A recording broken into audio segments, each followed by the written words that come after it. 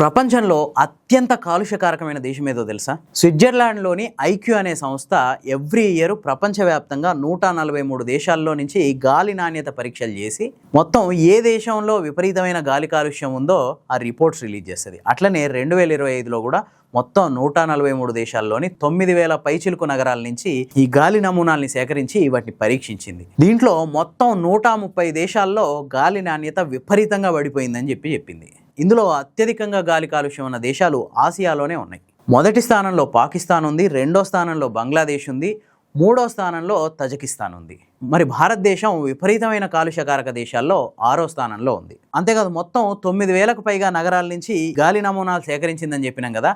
ఇందులో ప్రపంచంలోనే అత్యంత కాలుష్యమైన నగరం భారతదేశంలోనే ఉంది. అది ఉత్తరప్రదేశ్లోని గజియాబాద్ జిల్లా లోని అనే ఒక టౌన్. ఈ టౌన్ ప్రపంచంలోనే అత్యధిక కాలుష్యం ఉన్న టౌన్. అంతేకాదు టాప్ 10లో ఉన్న అత్యధిక కాలుష్యమైన నగరాల్లో మొత్తం ఆసియాలోనే ఉన్నాయి. ఇందులో సెకండ్ ప్లేస్లో చైనాలో ఉండే ఒక టౌన్ ఉంది.